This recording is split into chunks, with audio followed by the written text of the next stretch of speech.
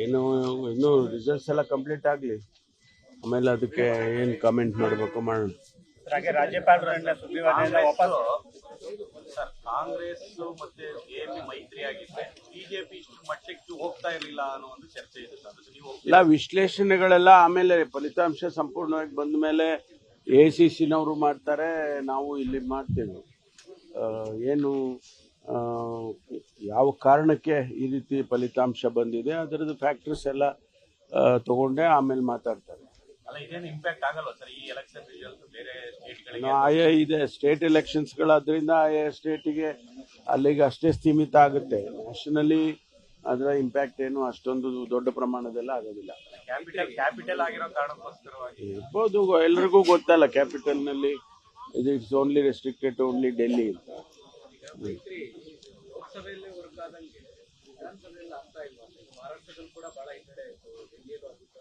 ಈ ಪ್ರತಿಯೊಂದು ನೋಡಿ, ಪ್ರತಿಯೊಂದು ಚುನಾವಣೆಯೂ ಕೂಡ ವಿಭಿನ್ನವಾಗಿ ಇರುತ್ತೆ.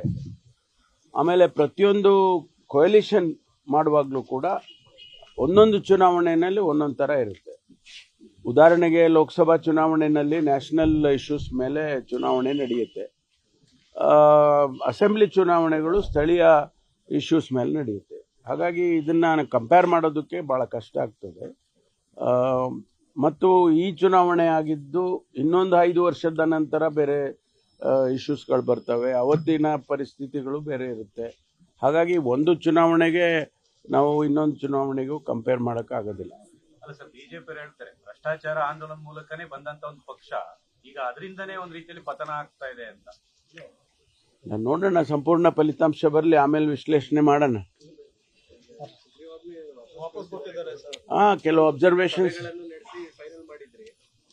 ಕೆಲವು ಅಬ್ಸರ್ವೇಷನ್ಸ್ ಅನ್ನ ಹಾಕಿ ವಾಪಸ್ ಕೊಟ್ಟಿದ್ದಾರೆ. ಅದಕ್ಕೆ ಈಗಾಗಲೇ ನಮ್ಮ ಸರ್ಕಾರವು ಕೂಡ ಅದಕ್ಕೆ ಉತ್ತರ ಕೊಟ್ಟು ಮತ್ತೆ ಅವ್ರಿಗೆ ಕಳಿಸೋದಕ್ಕೆ ಪ್ರಯತ್ನ ಮಾಡ್ತೀವಿ. ಸರಿ ಇದ್ರೆ ನೋಡಿ, ಇದು ದಂಡ ಯಾರಿಗಾಗ್ತಾರೆ? ದಂಡ ಯಾರು ತಪ್ಪು ಮಾಡ್ತಾರ ಅವ್ರಿಗೆ ಹಾಕ್ತಾರೆ. ಎಲ್ಲರಿಗೂ 3 ಲಕ್ಷ ಕೊಟ್ಟವ್ರಿಗೆ ಎಲ್ಲರಿಗೂ ಹಾಕ್ತಾರ?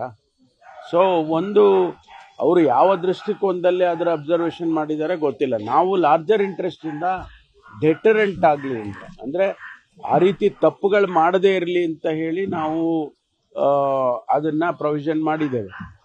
ತಪ್ಪು ಮಾಡದೇ ಇದ್ರೆ ಅದು ಬರೋದಿಲ್ಲ.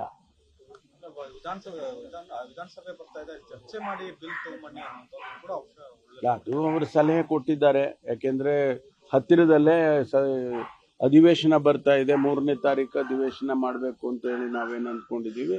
ಅಷ್ಟರೊಳಗೆ ತರ್ಬೋದು ಅಂತ. ನಮಗೇನಿತ್ತು ಅಂದರೆ, ತಮಗೂ ಗೊತ್ತಿದ್ದಾಗೆ ಪ್ರತಿನಿತ್ಯ ಒಂದು ಕಡೆ ಮರ್ಡರ್ಗಳು, ಆಮೇಲೆ ಇದು ಏನೋ ಆತ್ಮಹತ್ಯೆಗಳು, ಇವೆಲ್ಲ ಕಿರುಕುಳಗಳು, ಕೇಸಸ್ಸು ಜಾಸ್ತಿ ಆಗ್ತಾ ಇದೆ. ಅದಕ್ಕಾಗಿ ನಾವು ಇಮಿಡಿಯೇಟ್ ಆಗಿ ಆಕ್ಷನ್ ಮಾಡೋದಕ್ಕೆ ಅನುವು ಮಾಡಿಕೊಡಿ ಅಂತ ಹೇಳಿ ಮಾಡಿದ್ದು. ರಾಜ್ಯಪಾಲರು ಈ ಹಿಂದಿನ ಕೂಡ ಒಂದ್ 2-3 ಬಿಲ್ ವಾಪಸ್ ಕಳಿಸಿದ್ರು. ಈಗ ಮತ್ತೆ ಈ ಬಿಲ್ ವಾಪಸ್ ಕಳಿಸಿರೋದು ರಾಜ್ಯಪಾಲರ ನಡೆ ಬಗ್ಗೆ ತಮ್ಗೆ ಏನ್ ಅನ್ಸುತ್ತೆ ಸರ್? ಇಲ್ಲ, ಅವ್ರು ಕ್ಲಾರಿಫಿಕೇಶನ್ಸ್ ಕೇಳಿದ್ರು. ರಿಜೆಕ್ಟ್ ಮಾಡಿದ್ರೆ ಅದ್ ಮಾತು ಬೇರೆ, ಟೋಟಲಿ ರಿಜೆಕ್ಟ್ ಮಾಡಿದ್ರೆ ನಮ್ಮ ಉತ್ತರನೂ ಕೂಡ ಬೇರೆ ರೀತಿಯಲ್ಲಿ ಇರುತ್ತೆ. ಅವರು ಕ್ಲಾರಿಫಿಕೇಶನ್ಸ್ ಕೇಳಿದ್ದಾರೆ, ಕ್ಲಾರಿಫಿಕೇಶನ್ಸ್ ಕೊಡ್ತೀವಿ. ಸರ್ಕಾರದ ದೃಷ್ಟಿಕೋನ ಒಂದಿರುತ್ತೆ, ರಾಜ್ಯಪಾಲರ ದೃಷ್ಟಿಕೋನನೂ ಒಂದಿರುತ್ತೆ, ಬೇರೆ ಬೇರೆ ಇದ್ದೇ ಇರುತ್ತೆ. ಅನೇಕ ಸಂದರ್ಭದಲ್ಲಿ, ಇವತ್ತೇ ಅಲ್ಲ, ಇಡೀ ದೇಶದಲ್ಲಿ ಎಲ್ಲ ರಾಜ್ಯದಲ್ಲೂ ಇಂಥ ಘಟನೆಗಳು ನಡೆದಿದೆ, ನಮ್ಮಲ್ಲೂ ಹಿಂದೆನೂ ಕೂಡ ನಡೆದಿದೆ. ಆದರೆ ಕ್ಲಾರಿಫಿಕೇಶನ್ನೇ ಕೇಳಬಾರ್ದು ಅಂತ ನಾವು ರಾಜ್ಯಪಾಲರಿಗೆ ಹೇಳಕ್ಕಾಗತ್ತಾ? ಇಲ್ಲ, ಅದು ಅವರು ನಾನು ಹೇಳ್ದಂಗೆ ಅವರ ದೃಷ್ಟಿಕೋನದಲ್ಲಿ ಆ ರೀತಿ ಹೇಳಿದ್ದಾರೆ. ನಾವು ಆ ರೀತಿ ಯೋಚನೆ ಮಾಡಿಲ್ಲ.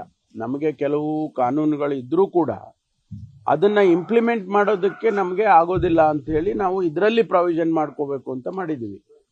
ಅದು ಅಷ್ಟೇ ಇದ್ದಿದ್ರೆ ನಮಗೆ ಅಗತ್ಯನೇ ಇಲ್ವಲ್ಲ. ಅಷ್ಟು ಕನಿಷ್ಠ ಜ್ಞಾನ ಸರ್ಕಾರಕ್ಕಿದೆ ಅಂತ ಅನ್ಕೊಳ್ತೀನಿ ನಾನು. ತುರ್ತು ಪರಿಸ್ಥಿತಿ ಅಂತ ಕೂಡ ಕಳಿಸಿದ್ರು ಕೂಡ ಮತ್ತೆ ಇದನ್ನ ಸ್ಪಷ್ಟನೆ ಕೇಳ್ತಾರೆ ನಾ ಹೇಳಿದ್ನ, ನೋಡೋಣ. ಈಗ ಅವರು ಆ ರೀತಿ ಮಾಡಿದಾಗ ನಾವು ಅದನ್ನ ಸೂಪರ್ಸೀಡ್ ಮಾಡಿ ನಾವೇ ಆರ್ಡಿನೆನ್ಸ್ ಓಡಿಸೋಕ್ಕಾಗಲ್ವಲ್ಲ. ಅದಕ್ಕೆ ಪ್ರಾವಿಷನ್ ಇಲ್ಲ. ರಾಜ್ಯಪಾಲರೇ ಅಂಕಿತ ಹಾಕ್ಬೇಕು, ಇಲ್ಲಾಂದ್ರೆ ಸರ್ಕಾರ ನಾವೇ ಮಾಡ್ಕೊಳ್ತಿದ್ದು, ಅವ್ರ ಹತ್ರ ಕಳ್ಸೋದಕ್ಕೆ ಬೇಕಾಗಿಲ್ಲ. ನಿಮ್ಗೂ ಆಪ್ಷನ್ ಇದೆಯಲ್ಲ ಸರ್, ಮಸೂದೆ ತರೋದು. ಅದನ್ನ ಮಾಡ್ತೀವಿ, ಮಾಡ್ತೀವಿ. ಅದನ್ನ ನಾನು ಹೇಳೋದು ಈಗಿನ ಆರ್ಡಿನೆನ್ಸಿ ವಿಚಾರದಲ್ಲಿ ಮಾತಾಡೋದು ಅಷ್ಟೇ. ಬಿಲ್ ಮಾಡೋದಕ್ಕೆ ನಾವು ಅವ್ರಿಗೆ ಕೇಳೋದಿಲ್ಲ. ಅವರಿಗೆ ಬಿಲ್ಲನ್ನು ಅಸೆಂಬ್ಲಿಯಲ್ಲಿ ಇಡ್ತೀವಿ, ಅದು ಪಾಸ್ ಆದಮೇಲೆ ಕಳಿಸ್ಕೊಡ್ತೀವಿ.